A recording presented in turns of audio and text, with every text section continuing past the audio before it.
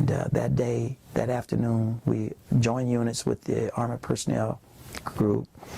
We went to Dung Lap. It was supposed to be a location of a cache of armor, of weapons and so forth was expected to be found there.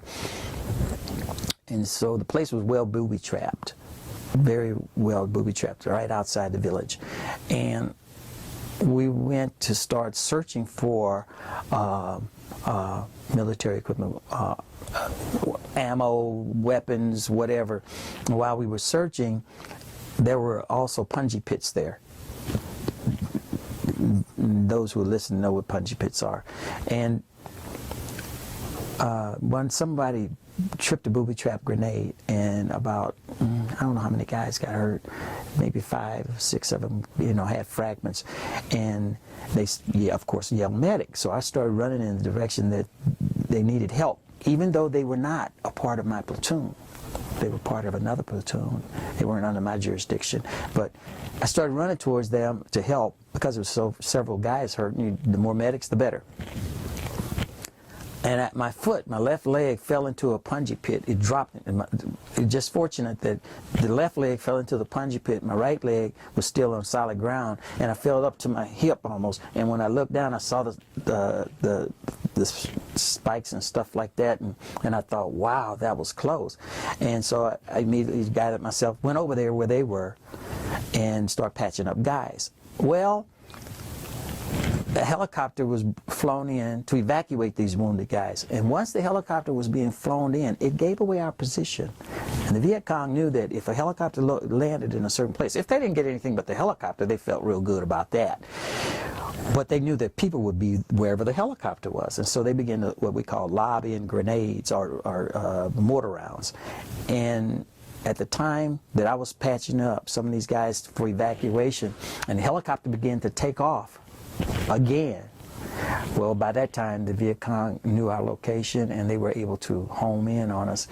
And of course, they tried to get the helicopter, but several mortar rounds began to come in. And when I stood up, we were going to regroup. I stood up and I looked around and I said, well, fellas, before the day is over with, while this helicopter is taking off, I said, before this day is over with, there will not be much left of the 3rd, and I started to say the 3rd platoon. There won't be much left of us still here. No one was killed. All of us at that time, was just injured. And she said, I said, it won't be much left of the 3rd. And when I said 3rd, and I started to say platoon, and before the word platoon came out of my mouth, I heard an explosion behind me. My body was picked up off the ground. I was in the air, sailing in the air. It was so surreal. It was like, is this real or not? It was happening so fast. I heard myself scream in pain before I knew it was me. And of course, I heard other guys screaming. And the next thing I know, I was unconscious. I was unconscious for about an hour and a half. They thought I was dead. I had shrapnel enter into my back and into the wall of my right kidney, and just escaped my spinal cord. So I was real fortunate. And the concussion from the explosion caused me to be unconscious. It picked me up, knocked me out, plus the shrapnel, and they thought I was dead. And I was face down. And after about an hour, I woke up.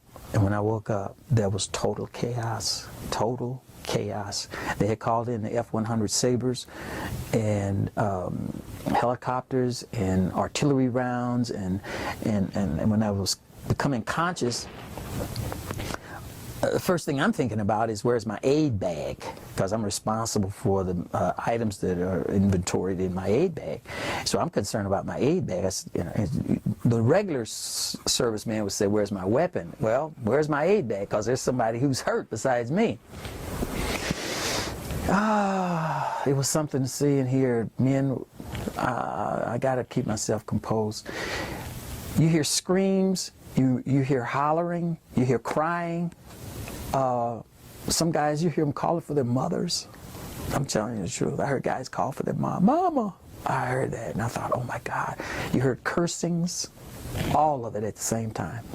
Screaming for their mother, cursing. Somebody else is cursing. Somebody else is crying. Somebody else is yelling. And it's just total chaos. And And all that chaos, I was looking for my A-bag, and there was the other medic that I had trained with in San Antonio. He was there, a redhead kid from Texas. I can't remember his name. And he had his, and he was wounded. And I said, can I get your A-bag? I crawled because I couldn't walk.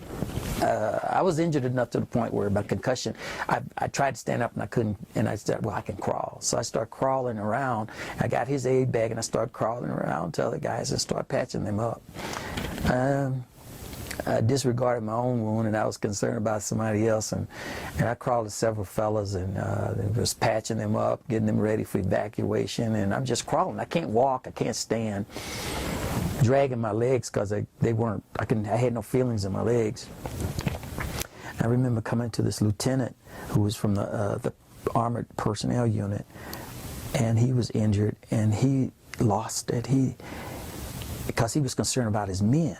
He was injured, but he was incapacitated. He could not command, and so it's like the fellows were following him. They're like at a loss. What do we do now? And so he's screaming, he's yelling, and there's more explosions. And I remember being concerned about him because he was an officer, and you need your officers, you know, otherwise you're lost. You know, like sheep without a shepherd. And I remember covering his body under all that fire. I climbed over his body and covered him up under the fires and the shooting, and the explosions and so forth and everything. Comforted him. And it wasn't much I could do for him. He just had a foot wound. He had a foot wound. He was a very fortunate man. He just had a wound in his foot, but he was really distraught about the fact that he could not command like he was trained to do.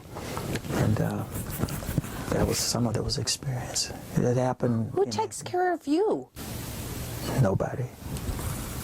I didn't get any treatment until I was done with everybody else that I got to, and I was just lying there, and my commander, the lieutenant, he came over and he looked at me and he said, "Wright." And I said, "Yes, sir." I was lying there, and he said, the lieutenant that I helped, he saw the things that I was doing, the other lieutenant who was injured.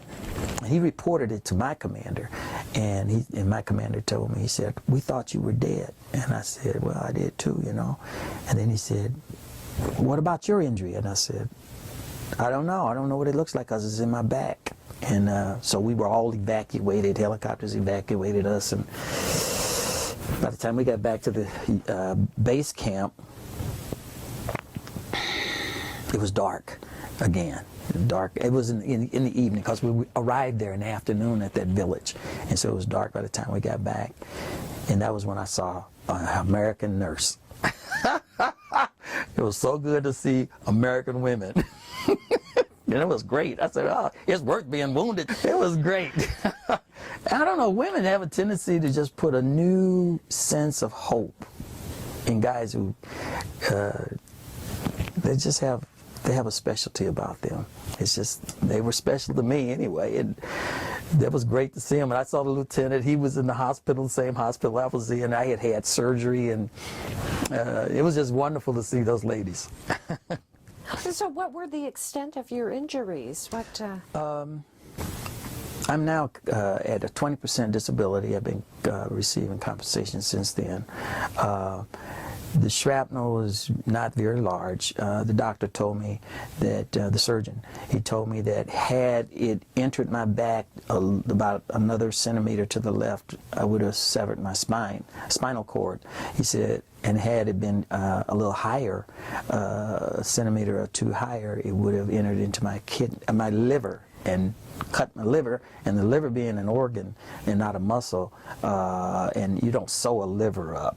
You can't repair that, and that's a blood bank. He said I would have bled to death. So it actually entered the wall of my right kidney, and that's where it lodged in the wall. And you know, the kidney has thick walls, and that shrapnel is there in my kidney right now, in the wall of my kidney. You received a Bronze Star. Was that for that day too? Yes, ma'am. Was it? Yeah, that was for disregarding my own safety and my own medical needs and crawling around. I remember coming to one kid. He was dead. I do remember that. He was about 21. He was I tried to find an entry wound where maybe he was shot or whatever, but I think what killed him was the concussion and the shock. So, How do you have a wound in your back? It's got to be extremely painful. You can't walk. I forgot about myself. How do you do that? I don't know. I think the training has a lot to do with it. If you've been well trained to respond, to do your duty, you do it. And you're not concerned about. I've heard stories of guys, you know, they didn't even know they were as wounded as badly as they were until aftermath. You know, you just don't know it until later on you look down. I've heard testimonials where guys lost an arm and didn't know they had lost their arm until after everything was over with. You're not conscious of it. You know you're hurt, but you're too wrapped up in the moment of what you have to do. You're just not focused on those things. And I just found myself just like any other guy. I wasn't focused on it until afterwards. Afterwards. Yeah. I think that if you're alive, that's the first thing that's important, and you have a sense of hope. I'll tell you an experience. I think this was before my experience. I remember visiting the hospital, visiting some friends.